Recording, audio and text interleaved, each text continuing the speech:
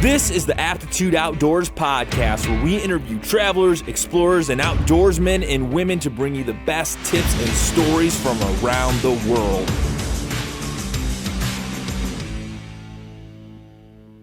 All right, everybody, welcome back to the Aptitude Outdoors podcast. Today, I have one of my great friends that I met on the Appalachian Trail, Mrs. Scribbles, going by Urban Gaia J today. I don't know. What are you going by today? Gaia J. Gaia J. Why don't you tell us a little bit about yourself before we get tied up in the details of our interesting history on the AT? Yeah, absolutely. You know me as Scribbles. Most people know me as J, or in the crystal world, I'm known as Gaia J. I'm born and raised New Yorker. I'm here live from New York City. Nice. This is interesting. You know, you're talking about being outdoors. Well, now we're indoors here right now. So yeah. Staying cool. But yeah, I'm a born and raised New Yorker. Started backpacking in my early 20s and kind of led me to the Appalachian Trail. It's a long story how I got to the Appalachian Trail. But I came back from the trail and knew I had changed and knew that the city life wasn't right for me. And I wanted to come back and bring healing and bring nature and bring the outdoors back to, you know, people in the city. So I started Urban Gaia. We got a website and all that good stuff on social media. Like us, follow us. You just started a YouTube channel? And just started a YouTube channel. Yep. Inspired by Bronco, as I know you.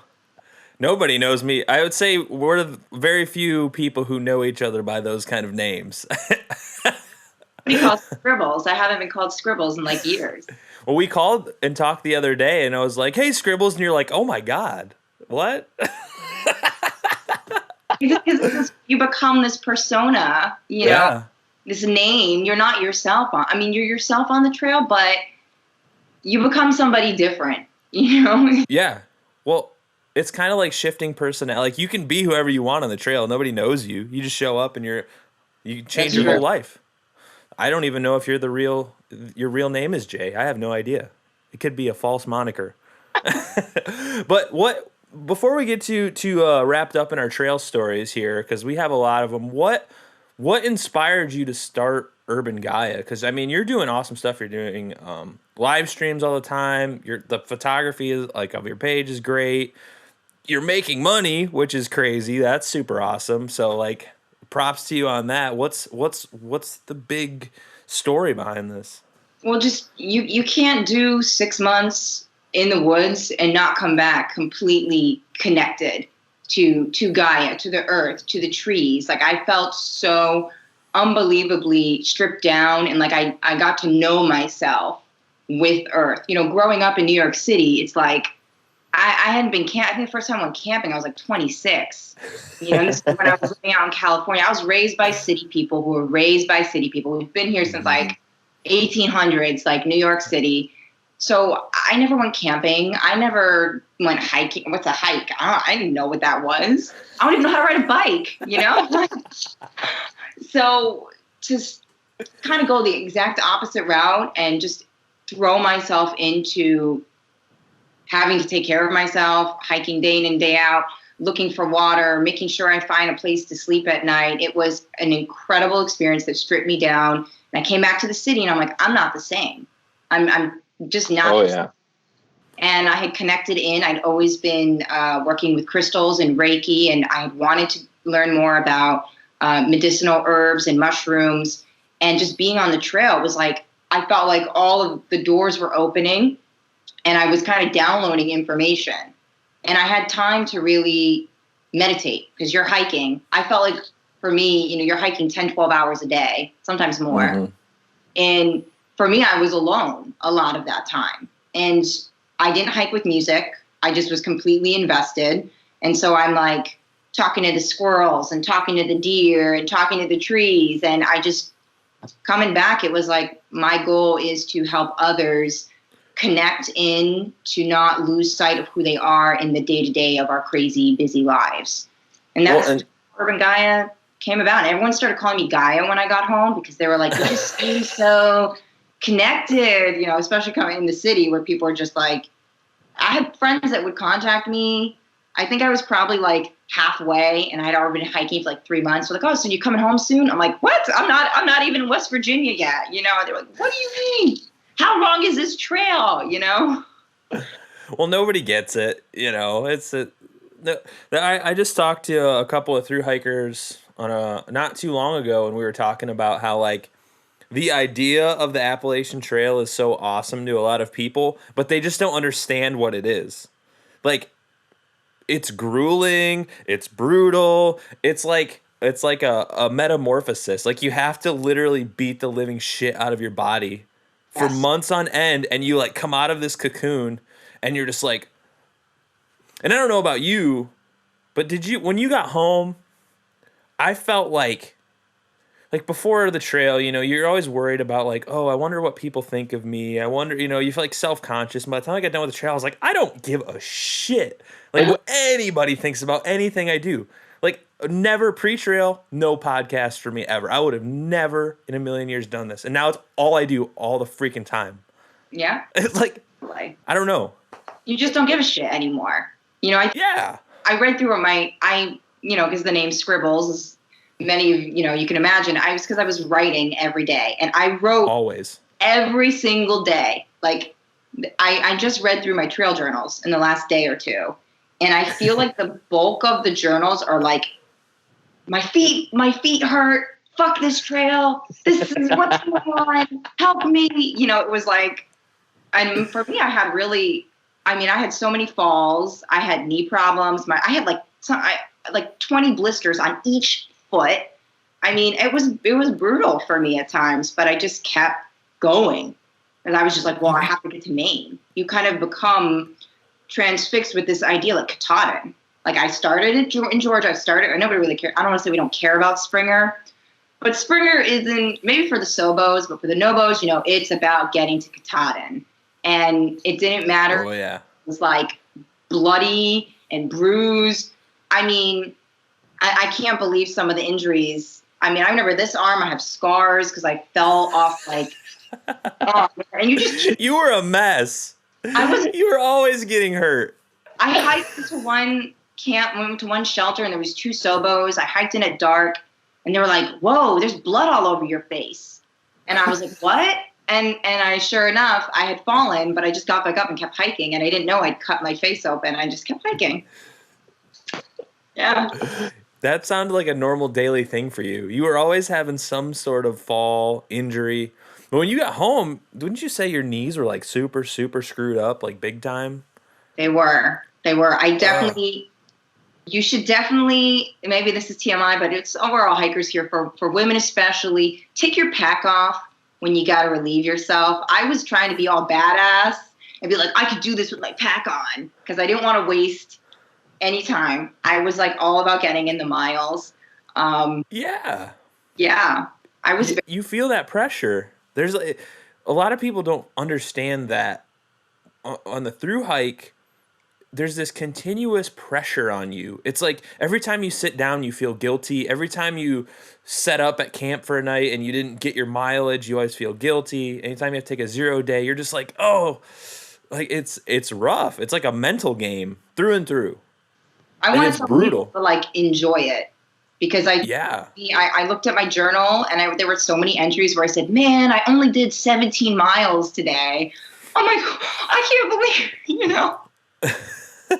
Only 17 miles. 27.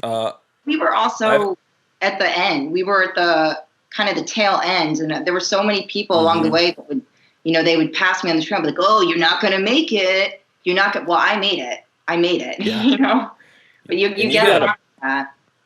You got a badass summit picture, like the snow's blowing. You're like, I think you're just wearing like a fleece or something. You're like, that was insanity. Yeah, and you summited a few days before we did, like days. I think it was between 3 and 5. I was October 16th, and everybody tells you, you want to summit by October 15th. And October 15th was really beautiful and sunny. And then I summited on the 16th, and it was a blizzard. And it was the scariest thing I've ever done. I don't know how I survived, and I would not recommend hiking Katahdin if there's a blizzard warning. Don't do it. Well, we summited on the 24th, Mm-hmm. and it was a shit show. It So was cold. when I went through Maine, and you guys were you were like 8 days behind me. So Yeah. my feet were numb like for the whole time I was in Maine. I have never been so cold before or since in my entire life than I was in the last 2 weeks of the Appalachian Trail. Yeah. Woke up one morning in a shelter because by that point we've done the miles. We're there. We're just like doing the motions. And I woke up. I didn't even set up a tent. Just slept in a shelter, and I woke up and my whole body was cold. In a 20-degree down sleeping bag, in a down coat with 3 pairs of socks on, cold to the touch. Like, why did we do that? That was insanity. It hurt so, your fingers hurt so bad that you like can't even feel them. Fording rivers in Maine in 20-degree weather. You want to talk about falls? I can't tell you how many times I fell over. And it was supposed to be rock hopping, but when we went through Maine, there was record waterfall. Like the rain was just not stopping. So these little rock hopping were like waist deep rivers. And I always fell in. I just always fell in. I was like, because you're not on solid ground. It's like, slick rocks underneath this crazy river. And you're just like, man, Maine was really brutal. It was really brutal. And for anybody who's never done like a river crossing like that, or a fording, if you want to call it, that's the expert technical term. It's like every step you take, you don't know if your foot's going to drop 2 feet or if it's going to land on the top of a giant boulder that's like 3 feet tall. Yeah. And you could slip off that. And your feet get caught in like little holes, and the water's moving. It's pushing your body. Your trekking pole, physically. You see the trekking pole going down that river. Well, I mean, you're probably like a third the size of me. So I'm just like in there, like the river's pushing my body. I'm like, yeah, whatever. But like Luna, my wife, and you're much smaller than me. It was just like, it would be terrible. And it was terrible for me. So it had to have been like 10 times worse for you guys. At night, because we did so much night hiking in Maine because we were trying to push through. And you didn't have a choice. Yeah, you didn't have a choice. Well, we did have a choice, but you just get to this point where it's like now or never. You're very much aware of, I have this mission. For me, it was very much like a spiritual journey. Like, I have to get to Maine. I had so many people back home. I had people that I met in Georgia. They're like, oh, you're a city girl. You're not going to make it. I mean, I heard it all the time. Even as I got further along the trail, where people were like, oh, you're a woman hiking alone. Okay, well, you're probably going to get off trail soon, right? Like, what? Like, it was this idea. Yeah. You get tired of hearing that, though? Because I keep up on the blogs and I read about stuff. And that's like the number one thing I'm always seeing is like people need to get over this, like, women can't do anything. Like, yeah. Because I found at the end, at the beginning, it was very much like a sausage fest, I'd say. Like Georgia. Georgia's like, it was like 40 dudes and me. And then by the end in Maine, I was just seeing more and more women.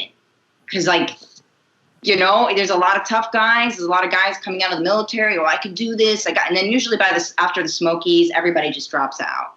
And that's fine. If your hike is only going to be a few hundred miles, that's all you need from the trail. That's great. But it was interesting to see how at the end, I remember there was a campsite. I ended up in Maine, and there was like it was just women. I was like, whoa, like we were finishing. So it's pretty awesome. You're all crazy. That's what it is. Yes. I mean, I know personally that I'm crazy, but you guys are really crazy because you're out there alone, just like going for it. Like, yeah. I mean, I had a guy, when I came home from the trail, I was just doing like odd jobs. Like I was an audio guy for a live sound company and was just doing like random work here and there. And we went out to eat after a gig or something one night, and he was like, said some like real weird sexist comment about women. He's like, And I was like, I know probably about 5 women that would kick your ass right about now. This was like a month after we're off the trail, and he like didn't know what to say. It was hilarious. You, Pinecone, like Luna, my wife, you guys would all beat his ass. He's a little scrawny, little punk, little, dorky guy. I was like, you would stand a chance, brother. Yeah, it's hard. And we're not, I would always tell people, because I would also get so many, especially from like day hikers, always like, oh, you're hiking alone? Yes. Are you hiking because of Wild? Like everyone thought, because this movie came out. I mean, it's a great book. I read the book recently, and I gotta say, it's a good book. But no, I didn't read the book and decide to hike the trail. I hiked the trail because it came to me in a dream. I had a dream, and it told me to hike the Appalachian Trail, and I woke up and said, okay. And I just Googled it, and it was like January, and I said, all right, I got to start in March or April. Let's do this. And I had not a lot of hiking experience. I had hiked in Zion for 2 weeks in Utah, which is gorgeous. I base camped there and just hiked around. And that was an incredible experience. And then I did a 3-day hike in southwestern China, which after that I was like, I need to hike long term. So that Can you tell us? Can you tell everyone about that? Because I don't know that much about it. The only thing I remember you telling me about this trip to China is that you had the same backpack, and we're like, oh man, your backpack, by the way, that's another topic. We'll get to that later. I still have it. I know. Me too. But yeah, what was the China thing about? I'm super intrigued by that because it sounds awesome. Yeah, well, I've had a long-term relationship with China for a long time. I've lived there. I studied there. I went back in 2013, and I did 3 months by myself. I just like circled the country. I just like I did trains, buses, crazy things. And in southwestern China, there is a trail called the Tiger Leaping Gorge, which is incredible. I mean, it's like the Yangtze River. It's these massive cliffs, and it's about, it's a 2-day hike, two night hike, and you don't camp. There's these little guest houses along the way. So you just need your clothes, and you can get, buy bottled water and get meals along the way. So it was an incredible experience. I was literally hiking cliffs for 2 days straight. You see nobody. There's no road crossing. It's like, I don't know how long. Let's just say it's like 25 miles or something. But there's you get on it, and then you're on it. And yeah, I think I was like I think I saw like maybe 2 or 3 other people. And it's an incredible experience. And going down to the Yangtze River, you're like hiking these high cliffs, and then you go all the way down to the river, and just the massiveness of this water. It was just, I had this huge, like, I started crying, and like felt like I was throwing all of my pain into this huge river that was just smashing the cliffs. It was an incredible experience. And after that, I said, I want to do a longer term hike. I don't want to stay at guest houses. I want to stay, in nature. And I didn't really do any other research when I came back. But a year later, this dream came to me, and I said, okay, I guess it's the Appalachian Trail that I'm doing. Well, what was like, is backpacking different in China in the way, like you said, that, you're not necessarily staying you're not camping per se. And that sounds a lot more like a lot of these countries, when they say backpacking, they've been around for a very long time. Like America's relatively new on the block. So like we have all this crazy wilderness where there's not like established, like in the Swiss Alps or something, where you can go and there's these like places to stay all the time. But what is backpacking, or is there even backpacking, or is it more just like what you did? Is that everything, or is it like? I mean, they have some gorgeous national parks. A lot of them are closed for camping because they are just so beautiful. There's one park I didn't get to go to. It's called Jiuzhaigou. And Jiuzhaigou has these gorgeous deep blue, like you've never seen blues like this. So a lot of them are very protected, so you can't camp there. But day hiking is really up and coming. When I was there, people were starting to like get more involved with the outdoors. China's also just rapidly changing, so I have to go back and see what's going on. But yeah, a lot of the backpacking that I did in China was kind of going from city to city. I did something like 30 cities in like 3 months.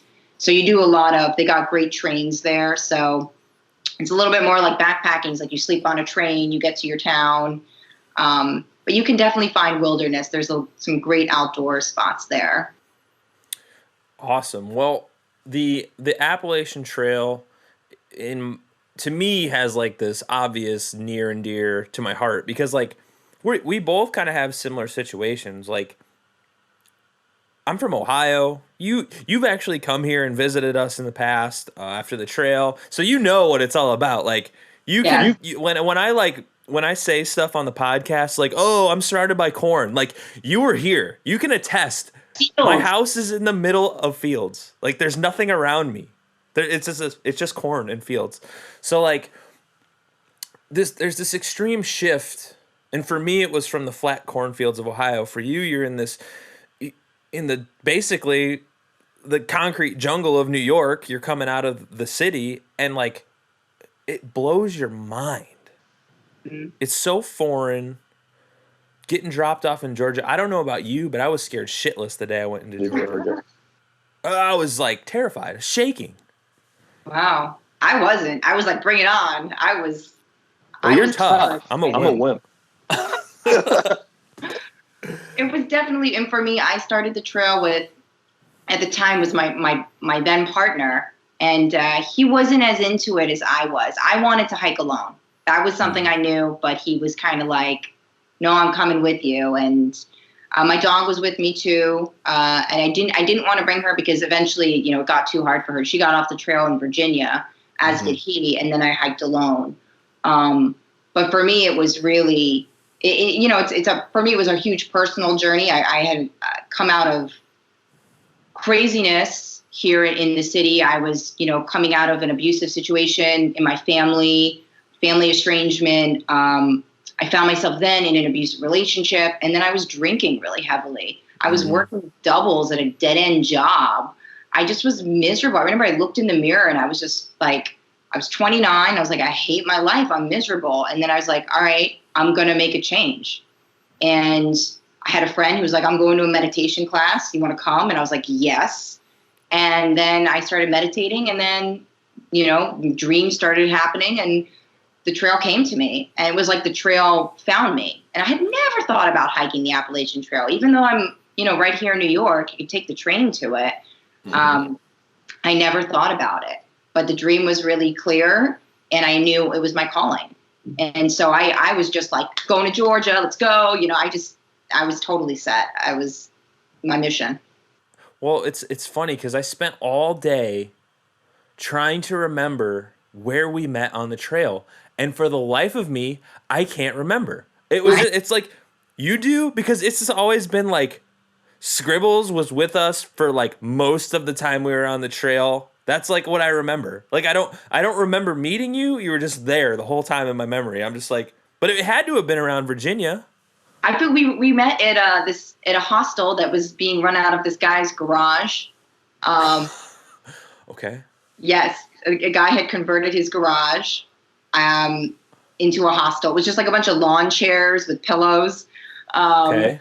And yeah, I was hiking, and then I remember I did a little bit of hiking with Pinecone, and she's like, we're going to go meet my friends. And we like booked it I didn't even know really, I met you like one night. And then we met you like around, I feel like it was like Bland, Virginia. Like Was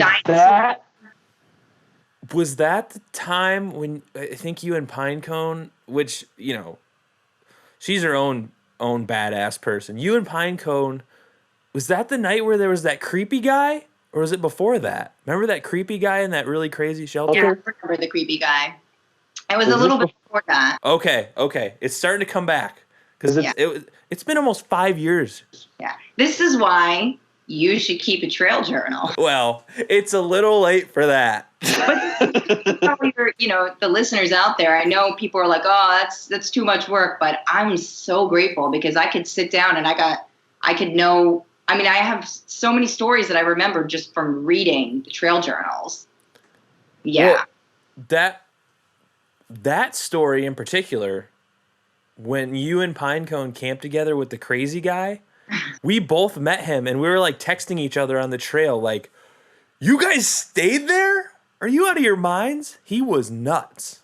Yes. And I think, a lesson that I learned and I would tell others, if you don't feel safe or comfortable at a shelter, don't camp there. Don't stay there. For a while, I would only stay in shelters. Now, I do not like shelters. I only like stealthing. I don't want to be around people. I'm around enough people in my day-to-day life. I just didn't, at the beginning though, I felt more safe if I stayed at a shelter, but Well, this guy was like, so we came up to him earlier in the day. You guys weren't that far behind us, but I don't remember why we had gotten, well, you always kind of did your own thing. Like but like the end of the trail, it was literally just us. It was like us 5 that we were just like in and out, like in the same area. But then that guy in particular, we had stopped. It was me, Luna, my wife, Lucky, who he's an awesome kid. Now he's like, well, we were just talking about this the other day. He's like 25 now or something. We're like, I still imagine him as this 19-year-old punk kid. We roll up to the shelter and this dude is just like in sweatpants. He's got like the dad, like New Balances on. And he was just being real creepy. He's like in the corner in the shadow, just like chilling. And then he starts telling us all this he told me he was going to fly to Africa, dig wells, and end the starvation. And I was like, yeah. And I had just come out of school for anthropology. I'm like, yeah, I don't think that's how that works, dude, because like people have been working on these solutions for a really long time. But hey, more power to you. Like, go for it if you're gonna do it. He started talking about he's carrying a gun and he's scared. And I'm like, yeah, we're about to peace out, bro, because you're a psychopath.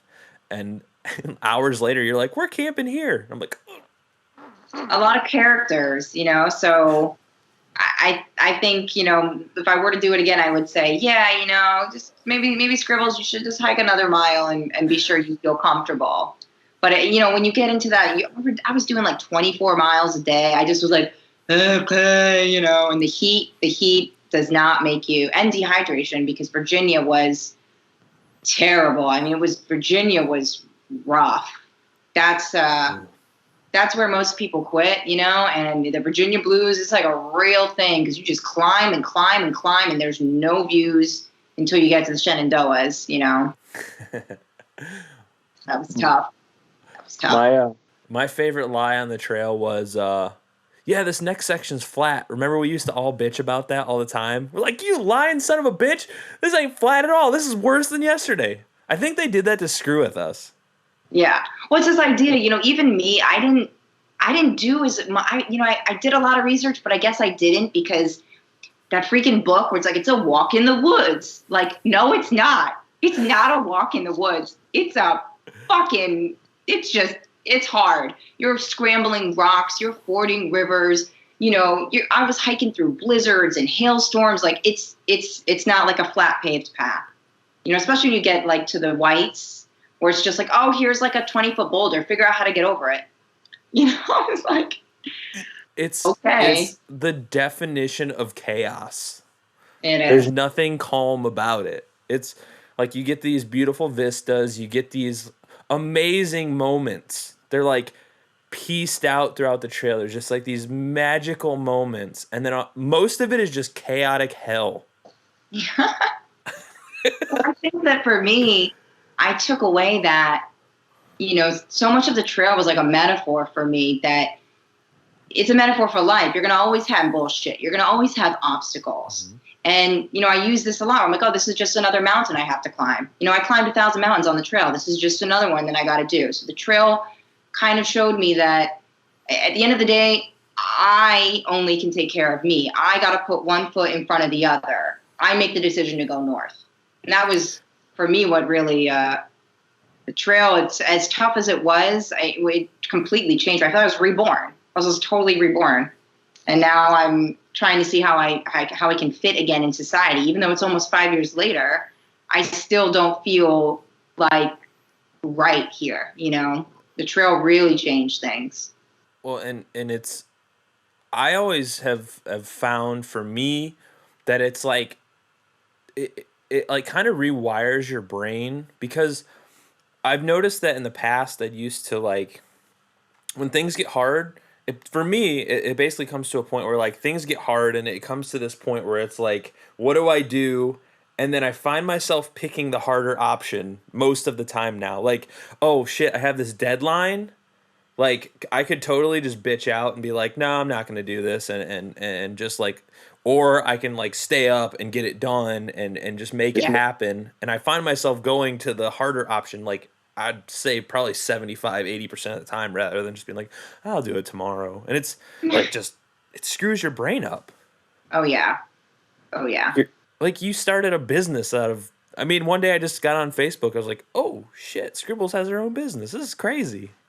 That was, something I've always wanted to do, be my own boss, so to speak. Mm-hmm. And you're like, I'll do it next year. I'll do it next year. And then I came home from the trail and, I did go back to some old behavior because you go back home and you're like, okay, well, let me, eat like garbage. And for me, I was back bartending because I couldn't find another job and I was drinking heavily. And it just felt like, wait, why did I go on this huge journey to come back and do the same things? It didn't fit.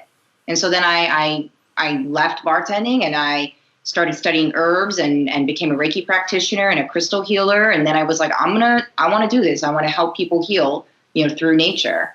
And then I was just like, well, I'm going to get official and I'm going to get an accountant and I'm going to do this, and that's the scary part. Getting a freaking accountant. That shit's expensive. Yeah, that's like a big expense of coming out here and getting your business. It's not easy. So since you are the only person I know that chronicled anything about the trail, what are some of your standout moments? Because I mean, I know I have my own personal ones, but let's be honest, I've talked about them all on the podcast a million times already. I want to hear some of your standouts because you're like a Sasquatch. You're elusive. You're here one day and then you're like, nah, I'm gonna just take off. See you guys later. I was like, and then I went and does her own thing. 100 miles. Yeah, it's like, do your own thing. Standout. I'm trying to think. I mean, I feel like for me, you can't really top my final summit at Katahdin. That was, for me, that was like another lesson for me. It was, your whole journey, you're thinking about what the final summit's going to be like at Katahdin, and you're like, I'm going to get up there and I'm going to have a nice lunch. I'm going to smoke a bowl. I'm going to write a poem. I'm going to write a letter to my family and throw it off the cliff. I don't know. I was just like, I'm going to have this deep spiritual thing. And then no, it's not what you think it's going to be. That was to me the final lesson. It's like, life is never what you think, because I summited in a blizzard and I couldn't see anything. I mean, we're 5,000 feet above sea level. There's no trees. So you're completely just getting slammed. My eyes were being frozen. My eyelashes were being frozen shut. I had to keep rubbing my eyes. I was just like in a fleece and like my base layer. That's it. And we're like, well, if we keep going, we'll get there. And then, of course, you see signs and you're like, that's it. And it's like, no, it's just like stay off the grass, and you're like, oh, my God. And then everything started icing very quickly. And we kept saying, we're going to get there. We're going to get there. And then finally we did. I did not get any views. I mean, I have the postcard of your summit photo, you and Luna. I have that on my fridge. I'm like, wow, that's a nice view, because I did not have that view. I just we took a quick picture. The phone immediately died. I'm glad I got that picture. And I just got out of there, and I have no idea. There was no trail. Everything was snowed over so quickly. And then you finally, after 2 miles, you get back to tree line and it's like blue skies. And it was like, did that really happen? I was completely in shock. It was the scariest thing I've ever done. I remember I got down and the ranger was like, you summited? Why did you do that? Yeah. So I feel like that's probably a huge standout moment. Definitely also fording. I remember in Connecticut, there was a detour. And a bunch of Sobos that we crossed with were like, oh, don't worry about the detour. You can just cross the river. It's fine. And this is a Housatonic River. You don't know. You're not supposed to cross that river. But at that time, it was like, yeah, I don't care. I'm a badass. I crossed the Housatonic River, and I put my pack above my head, and I instantly fell right in. I got way above waist deep. And there were other hikers on the other side that did the road crossing, that did the detour, and they're just looking at me like, what the hell? And I was just like, yep. And definitely not safe. But moments like that, that stands out to me. That really stands out to me. We did the same thing. You did the Who's We Top? crossed. Yeah, we crossed at we stayed at, what was it, like the Toy Makers or something? Mm-hmm. And we woke up cuz we were like, this detour adds another 5 miles. And in your thru hiker mind, you're like, hell no. So we hiked into town. We stayed at that place, which is at the river crossing basically, and we woke up and we just forded the river. None of us fell in though. But they're like, No. oh yeah, there's a giant dam right there that could let loose at any moment. We're like, well, that sucks. But we didn't die, so. We didn't die. Oh, a funny one is I crashed a wedding in Vermont. That was pretty cool. Nice. Yeah, I didn't know about that one. The trail kind of went behind this country club, and everybody was, drunk and partying, and the groom saw us, and he was like, thru-hikers! And we were like, yeah. And he's like, come on in. And he tried bringing us into his wedding, and we were just like, we stink. I haven't showered in probably like a week and a half. I don't want to come into your wedding. So they're like, okay, you can stay outside, but we'll bring you food and booze and whatever you want. And so like the caterers brought us out like glazed carrots and steaks and vegetables. It was just like insane how much this wedding was just, and like people were coming out taking pictures. Like, what are these people? They smell. Are they? And then, we couldn't stay in the country club, but we walked a mile up and we still, it was like a disc golf course. And it was like, no camping. Yeah, I camped there. Of course. You don't give a shit when you're a thru hiker. Because you're like, I'm bringing it so late. I'm going to be gone by the time anybody gets here, so. Well, that had to have been the time you had hiked ahead of us for a little while on the trail, and it was me, Lucky, and Luna were hiking together for a while, and then all of a sudden we're in Vermont right before the whites, and we were at some like Whole Foods style grocery store. What was that campus? What was that? Dartmouth. And we just turn around and you're like at the door. We're like, Scribbles! We I camped don't at the. you since like Pennsylvania. Yeah, it was a long time. And I remember we bought boxes of wine and we sat at a baseball field and stealth camped behind it and just got wasted. Yeah. And that was those little boxes of wine. There were many nights because my body was in so much pain. You like almost couldn't go to sleep because you were in so much pain. Yeah. I hate to admit it, but I was like, I could use that box of wine to go to sleep. So I would pack out, a box of wine, and man, we were packing out boxes of wine at every stop we came to. Wine, bottles of Jim Beam in the plastic bottles. We were a bunch of punks. But yeah, it was like crazy. And then I think you took off again and we didn't see you until like the rest of the trail. We saw you for like a couple of days here and there, and then it was just like you flew through the rest. That was the last time I saw you guys. Probably. Yeah. It was I started like beasting it. Yeah, I was on a mission, I just, and my feet were just totally wrecked. I had, but as you know, I had foot problems the whole time. I went through like 5 different kinds of shoes, different sizes, different socks, like nothing worked. And I would there was a time I remember Port Clinton, Pennsylvania. I hiked into Port Clinton and my shoes were full of blood. It was disgusting. And I remember going into the post office and I was like, do you know anybody who can help me? I just didn't care. I was like, I need help. And she just was like, That's the Scribbles I remember. Help me. There's one night I don't. It was hard somewhere. Well, a lot of people don't get this part of it because like everybody tells their story. There's a million people talking about thru hiking and this and that. But when you're out there, like we always talk about the great times and the fun times, and we got to hang out and we got stoned and we got drunk and we had fun and it was so great. But there's nights like we've all done it. You, me, Luna, Lucky, Jumanji, Pinecone, everybody. There's nights out there where you're like, I'm fucking done. Yes. I remember the night you were out there. You were in your tent and you just kept saying, I'm fucking done. But you kept going. And like, that's the difference between like someone who makes it and someone who doesn't. For me, like personally, like you can't take that away. Like you completely give up one night, and I remember the night because it was some campground. It was a really nice campground. We were all there. You, me, Luna, Lucky, Jumanji, Pinecone. We were all just camping, and you were just like over it. You were like, I don't know if you remember the night, but we were like, oh shit, Scribbles is gonna quit. I was literally like inching. Because there were so many blisters and my feet were in really bad shape. So each step was just like excruciating pain. And there wasn't even a road crossing for me to like hitch into a town to get new shoes. It was just like, well, I have to hike these 50 miles.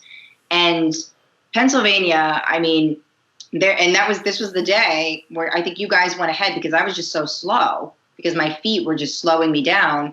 And all of a sudden my feet are blistered and bloody.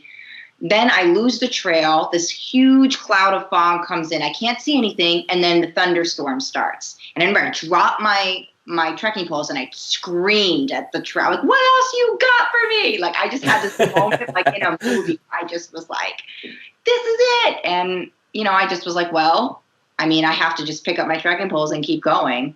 And luckily I got to town and I met some incredible, amazing trail angels who got me help, who got me new shoes, who fed me and gave me a shower. I know one guy, I went to this barber shop, actually at the post office. The woman was like, we don't really have, anybody who can like help you, but you can go across the street, the barber shop, maybe they'll help you. And they were amazing, amazing group of people in this barber shop. I think the guy's name was Frank. He was just so amazing. I was limping. I couldn't even walk. And they were like, you're not making it. You're not. And this guy was sitting next to me, and he goes, when was the last time you had a shower? And I said, yeah, it's been about 2 weeks. And this is a funny story. He said, well, I have a trailer nearby, and you could come take a shower there. Now, in most situations, exactly, I wouldn't know. I've heard that one before. But I said, okay. And then Lucky was like, well, I need a shower. Can I come too? And the guy was like, sure. You're just going to both have to be on my bike. And I was like, what is he talking about? So I get out there, and it's a motorcycle with a sidecar. And Lucky gets in the sidecar. I get on the back of this motorcycle holding this guy. I've never been on a motorcycle before. And he takes us to his trailer, which I thought was like nearby, but it was like a 20-minute journey. And we get there, and he was really nice trailer, totally nice guy, fed us, gave us beer, shower, and then he just drove us back. It was just like, really, the trail angels, like in Port Clinton, Pennsylvania, saved me and kept me going. Like, wonderful, wonderful trail angels. I was just laughing at the thought of Lucky in a sidecar. That is the funniest mental image I've ever seen. He was probably loving it. We came back we were staying at this pavilion, and everybody was there, and then we came up, he drove us there on the motorcycle, and Lucky we all felt so cool. We're like, what are these guys doing with this motorcycle? And this is just shit you can't make up. Like, it was just crazy stuff. I was hitchhiking all the time. I've never hitchhiked before the trail. You've hitchhiked, obviously, and it just, you kind of put yourself in situations that you would normally never be in. And you learn from that. You really, really learn from that. Stepping out of your comfort zone, like, big time. Well, these stories all sound so far-fetched until you've hiked the Appalachian Trail. Like, that is like a standard Class A Appalachian Trail story. Someone picks you up at a barbershop on a motorcycle. Like, oh my God. It's crazy. But one thing I do want to iterate here is, like, and you and I both know this, when you're on the trail, people are just so freaking nice. I don't get it. Like, it kind of we're in some crazy times right now. There's no doubt about that. Like, shit's like crazy right now. But it kind of like that trip restores your faith in humanity. Anywhere else in the country would someone pick you up, take you where you want to go? I've had people hand me cash. Me too. I've had people give me free beer. Yeah, you can stay at my house. You can shower for free. I mean, where else does that happen? Not in New York City. Let me tell you that. I've been there once or twice. Wow, everybody's so nice. And for me, I hiked the trail. I mean, my ex and I split. I was trying to get out of, it was an abusive relationship and really stand on my own 2 feet. I was alone. My family's not in my life. They weren't calling. They didn't even know I was on the trail. They don't have my number. They didn't know. So I was alone. And so for me, having, meeting people like you and your amazing family, your family even, they were like, oh, yeah, we'll pick you up. We'll take you wherever. Here's your parents paid for us to stay at the hotel one night. I was like, why are these people being so nice to me? It was just this idea on the trail that the trail provides. And that even though I didn't have family support, I did, because the trail, the angels were there. And that kept me going so much, to know that somebody would pick me up and be interested in my life and be interested in my journey. And that really kind of reinforced, okay, what I'm doing is important. What I'm doing is helping me. And yeah, it's restoring my faith in humanity, because I was just coming out of my family's not in my life. I left this horrible relationship. I felt like I was in many ways like abandoned. But then the trail was there for me. The trail was really, really there. And it's crazy because we basically met under random circumstances. Just roll the dice. We met each other, and we probably, I would say honestly, like we text occasionally. We'll talk over Facebook, but it's not like a regular contact. And it's just like all of a sudden, it's like we never stop the trail. It's just like, oh my God, how have you been? And you build these long, like, lifetime relationships with people, and like, because nobody else can relate. Yeah. Nobody gets it. Like, I talked about this before. Like, my parents don't get it. My grandma doesn't get it. My friends don't get it. They're like, oh yeah, Paul, he did that thing. He was a hippie and he went and hiked something. But like, you don't, and that's why the hiking community, I believe, is so insanely strong, because like we've all been through hell and back of our own like fruition. Like, we've done it to ourselves, and we've all grown in these like crazy ways. Like, yeah. I don't understand people who can come back from the trail and be like a grumpy asshole. But did you learn to like prioritize the things that matter, if you want to, like, quote unquote? Because I know I have. Yeah. Well, for me, it was really, I was running away from a lot. Like I had said, like I was heavily drinking. I was working a dead-end job. I was a pretty successful playwright at the time, and I was like pushing deadlines, drafts. And then I just came back. I was like, well, what makes me happy? What makes me happy is, eating well and taking care of myself and building a home that I feel like I can flourish in, and being my own boss, and getting to do what I love. So it really feel like the trail was like what's important. And I feel like I was so scared of so much before the trail. And then afterwards, I'm just like, well, like you said, like starting a business is not scary. Writing that letter to that person who hurt me, that's not scary. It just, to me, nothing seems that scary anymore. On my 30th birthday, I had a really, really horrific encounter with a very angry black bear. And after that, I was just like, okay, I'm not worried. It's okay. I stared death in its face, and it let me live. Well, that's funny you brought that up, because that's one of my fondest memories on the trail, because our birthdays are one day apart. I'm July 7th, you're July 8th, right? Yeah. And we stayed at some like real just shit hotel. Waynesboro, was that Pennsylvania? Virginia. Okay. So we stay at the shitty hotel. We go and roam around the store. We bought salad, because there's like no fresh food on the trail. It's all like prepackaged bullshit, basically. We made a giant salad. We bought a birthday cake, and I had them write happy birthday Scribbles and Bronco on it, and the lady looked at me like I was a psychopath. Like she'd never heard anything so insane in her life. And then we bought a 30-pack of beer, and we just hung out in this hotel room. And that was it. That was like, we didn't have time to celebrate because we were like trying to do laundry and it's never a zero. Like you call it a zero, it's not relaxing. You're doing laundry, you're resupplying, you're making sure you're eating because you just want to eat all the time. But yeah, that was a crazy birthday for sure. And then the next day I had the bear encounter. We were in the Shenandoahs, right? And we were sitting at a picnic table. I think it was me, Luna, Lucky, and Pinecone and Jumanji, maybe. We were sitting at a picnic table outside this like random camping store in the middle of the woods in the Shenandoahs. Remember the name?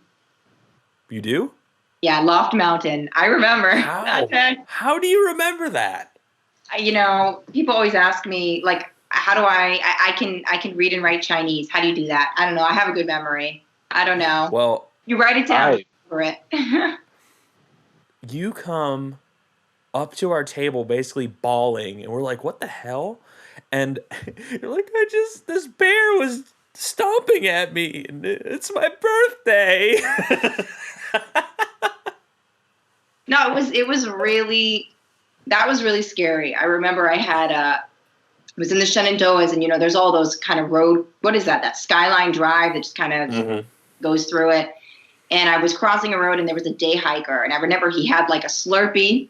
He was in jeans, and he had a California license plate. He's sitting in his car, and he's like, "There's a bear there. Be careful." And I'm like, "Oh, be quiet, you day hiker. I'm a thru hiker. I know what to do." So I listened to him, though. I said thank you, and I started singing the alphabet. Blowing my bear whistle, being really loud, which is what so we're taught. And I'm probably walked 2 miles. I didn't see a bear. And then all of a sudden, this bear jumps out in front of me, directly in front of me onto the trail, maybe less than 10 feet from me, like right in front of me. And I'm just like, oh shit. I've not been this close to a bear. I've already had some pretty scary bear encounters, but this was the scariest. And I got big, and I banged my trekking poles together. I did everything they said to do. And this bear just stood at me and started kicking up dirt and making grunting sounds. And I just was like, holy mother of God, I don't want to be here. So I backed away, and the bear went back into the bushes. And so I, kept singing, blew my bear whistle, and then I kept walking north, and the bear jumped out again. The bear was just like the troll that was like, you're not passing. And we did this dance for, I want to say, probably about 10 minutes. And then eventually I thought, I heard the road. So I thought, well, why don't I bushwhack through this and get to the road? But, you can hear the road, but it's not there. And that was a bad decision. I started bushwhacking, and I went through a bunch of thorns, and my legs were completely cut up. And then the bear started following me as I'm bushwhacking. And I just was like, I got to get out of here. I just had to make a decision. So I turned around. I missed that mile of the trail, but whatever. And there were these construction, I think they were like construction workers, and they were on their lunch break, and they had this white van. And I was just like bloody and hysterical. And I'm like, there's the bear. And they were like, oh, wow. They're like, well, we're actually working at the Loft Mountain campground. If you want, we can give you a ride there. And they open up their van, and it's like full of chainsaws and just like buckets of tools, like, like this is a horror movie. And they're like, there's not really room in here for you. And I'm like, oh, I'll find it. And I'm like sitting on top of all of these tools. Yeah, they dropped me off. And I told the ranger, I went into and the ranger was just like, are you sure it was a bear? I'm like, yeah, I'm sure it was a bear, I survived. But it was kind of just like, I had turned 30. It was my 30th birthday. And it was like almost to the minute that I had, was born, that this bear came out. It was like the bear was like, welcome to your 30s. Welcome. Like, I just was like. Well, it's like one of those plots in a book where the bear stands for something. Maybe it's like your spirit animal or something. You need like a tattoo on your face, I think. A big bear. Maybe. It definitely was, I'm glad I survived. But in that moment, I remembered, because I was dealing with writer's block when I was going on the trail. I was in the middle of working on a trilogy of plays, and I just kind of I had it in my play that my characters went to the woods. but I had no idea what the characters were doing in the woods. So I said, well, I guess I'm going to go and figure it out. And in that moment when I saw that bear, I was like, no, I haven't finished writing this. Like, I can't. So actually, when I came home from the trail, I made it my goal to finish that play, and I finished it. So nice. The bear was like the reminder to, like, you know, you can break through your blocks. It's just mental. It's just mental. That was the Shenandoahs did have a lot of bears for whatever reason. Probably just because it's super populated. Yes. I don't know. There's a lot of people there all the time. Mm-hmm. Also, tons of boxed wine. Win-win. Hikers with that smell, that day hiker smell. Yeah. Oh, we were talking about that smell the other day. Sometimes I have, like, I'm in my gear locker. Like, this room in my house is just gear. There's gear everywhere. I can see there's a pile of sleeping bags right here in front of me. Still have my trail sleeping bag, by the way. I lend it to people I don't like because it still stinks. And it still stinks. We were talking about how our trail gear, we still have pieces here and there, and is the moment it gets humid and sweat touches them, it's like never was washed. Yep. I've been using my buff here. For those of you who don't know, a buff is like, it goes around your ear, it keeps you warm, goes around your neck. So I've been, since we're all having to, look like ninjas here in New York City and we're wearing these masks, I brought my buff out to kind of use as like a, to protect my nose and my mouth. It's been washed like 20 times and it still has that hiker funk. I can't get it. So I'm like trying to not breathe in the hiker funk while also protecting myself here. It's just crazy. You just, that smell stays with you. Yeah. It's like how, since you're one of the few people I know that actually has experienced that smell, what would you describe it as? I feel like it's like really old vinegar and like BO. Yeah, I can't. It's like it's like this salty, vinegary smell with like maybe old vomit. I can't really explain it. It's pretty bad. We used to just say everything smells like pee. Like, everything smells like old pee. Yes. And I couldn't, I went on an artist retreat probably like a few years after that, like 2 years after the trail, and my sleeping bag smelled fine to me. But once I got to the artist retreat and I was sharing a room with somebody and they were like, what's that smell? And I was like, oh my God, they can smell the hiker funk. Because you just get used to it. I didn't think I smelled, but clearly I did. Well, I can tell you, when you're in the woods that long and you can relate, you walk by people that are like just out there for the day and you can like smell the downy fabric softener on their clothes. You're like, it's like jarring. You're like, oh my God, what is that smell? It's intense. And I've learned that humans smell very bad and we do a lot of strange shit to try and cover up our smell. Well, I think the trail really showed me what I smell like normally because, it's not good. Now I don't care as much. I feel like after the trail, like I don't like washing my hair. I don't wear makeup. I don't like wearing deodorant. Like, let's be honest. It's just like, you just get so in tune with your own body. You're just like, what? This is just who I am, and like on the trail, I thought about it. Like how often do we look in the mirror?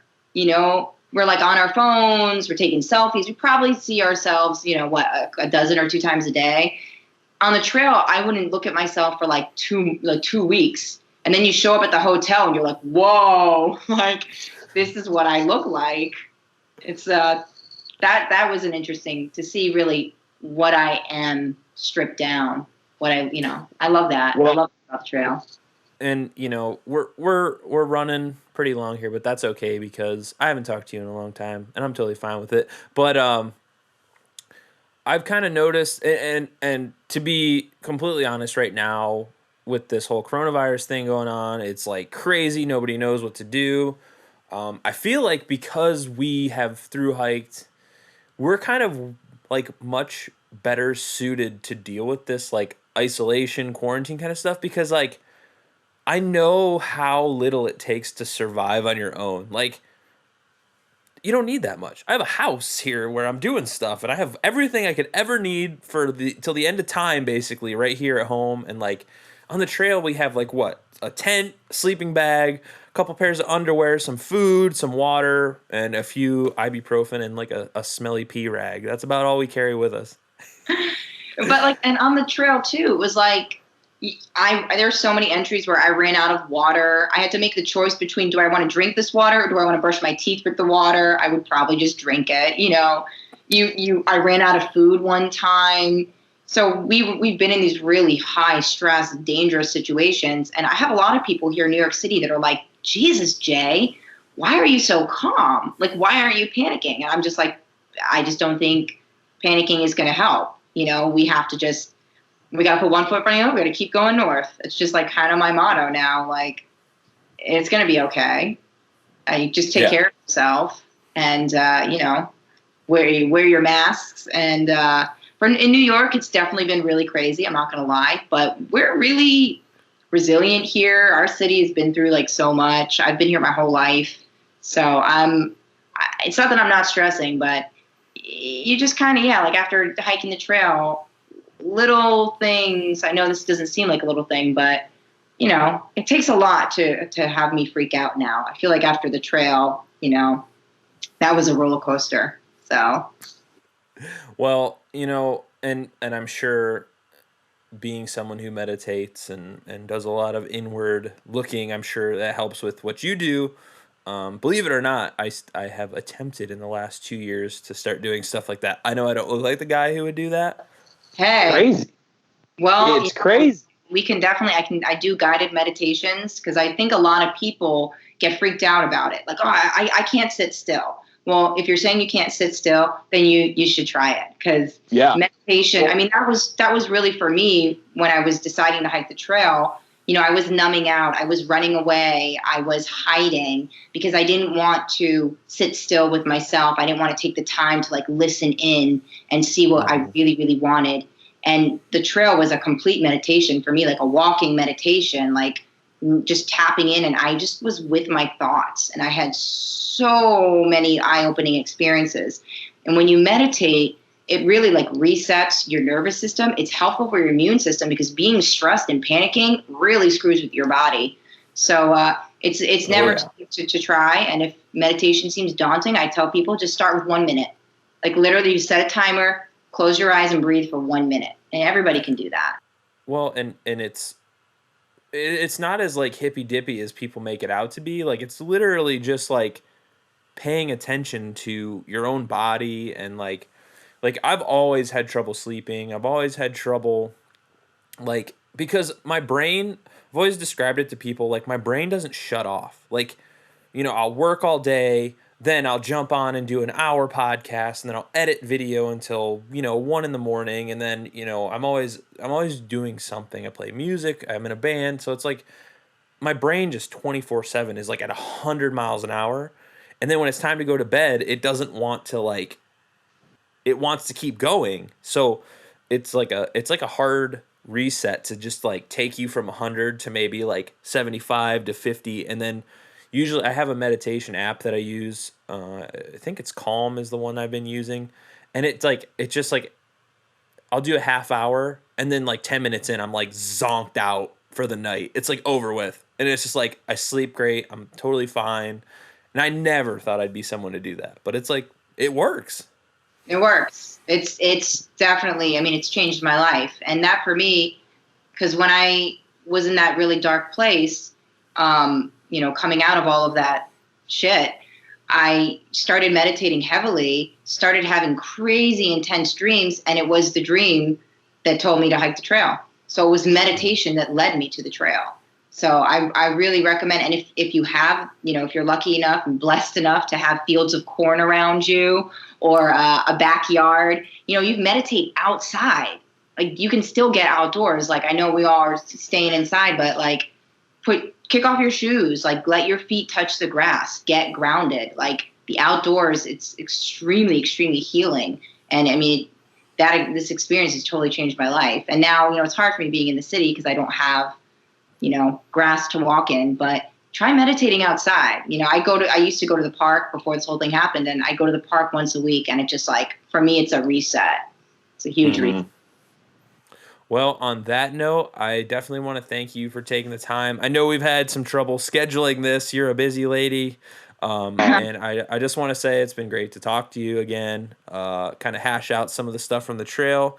And if you got any last words you want to share with people about Urban Gaia so they can find you, I would definitely encourage everyone to go check out your stuff, because it's definitely very like stoked for what you're doing. And if you need any help with anything, you let me know, because this is what I do all day, every day for the most part. So.